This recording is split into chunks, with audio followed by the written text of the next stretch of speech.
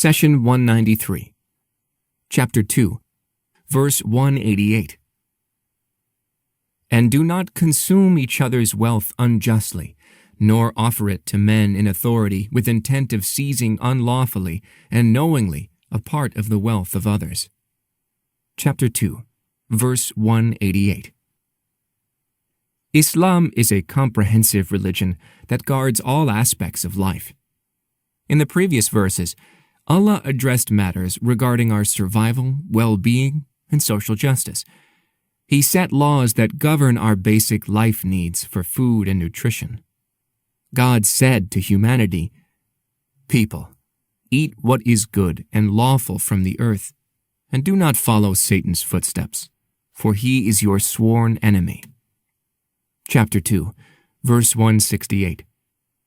Then God delivered a more specific address to the believers.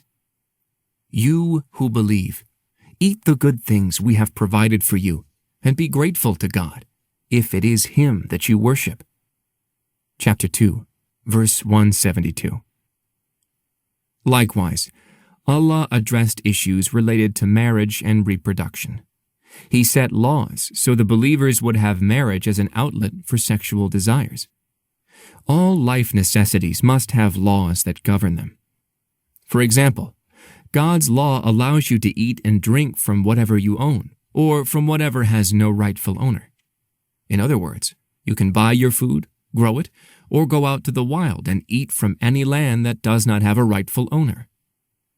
The only two considerations you have to keep in mind are, is this type of food or drink permissible? And is this food or drink a property of someone else? God respects and guards the effort the owner of the land has put in to grow his crops and tame his animals. Allah protects these private possessions from everyone else. Thus, Allah, the All-Merciful, legislated laws that regulate the movement of life and protect your wealth and the wealth of others.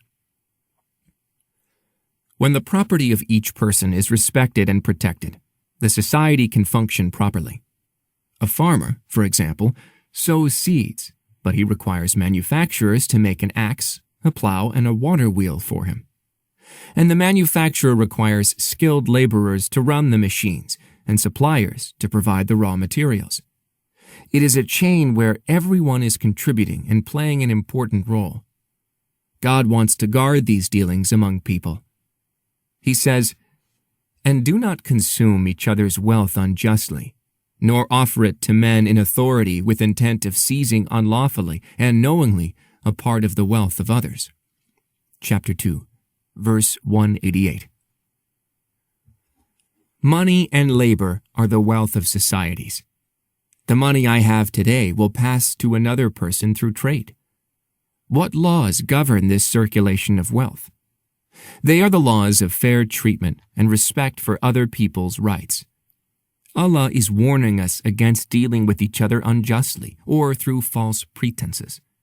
This means that you should not attempt to earn more money through theft, extortion, cheating, or making substandard products. More importantly, if you allow yourself to earn a living by cheating others, then you will not be able to stop others from doing the exact same thing to you. Which do you think would serve you better? You may be able to cheat a few people and earn some extra cash, but if everyone you deal with cheats you, you will end up in loss. This is how a corrupt society makes everyone a loser. On the surface, you feel like you made extra money, but in reality, you lose money and end up having to pay bribes, buy defective products, and get substandard services. When, on the other hand, people are governed by fairness and justice, each one will benefit and thrive. God explains, "He sends water from the sky that fills riverbeds to overflowing, each according to its measure.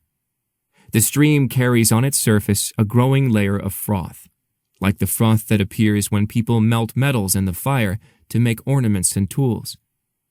In this way, God illustrates truth and falsehood. The froth disappears, but what is of benefit to man stays behind. This is how God makes illustrations." Chapter 13, verse 17.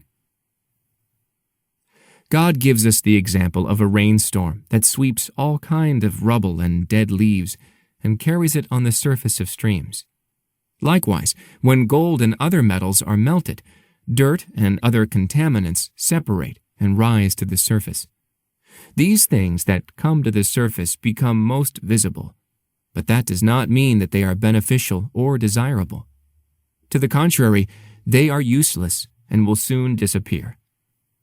Similarly, when you observe the corrupt getting rich and rising to the top of society, you should keep in mind that they do not represent the truth, and soon they will vanish. The prophet, peace be upon him, said, "Convey my teachings to the people, even if it is only a single verse."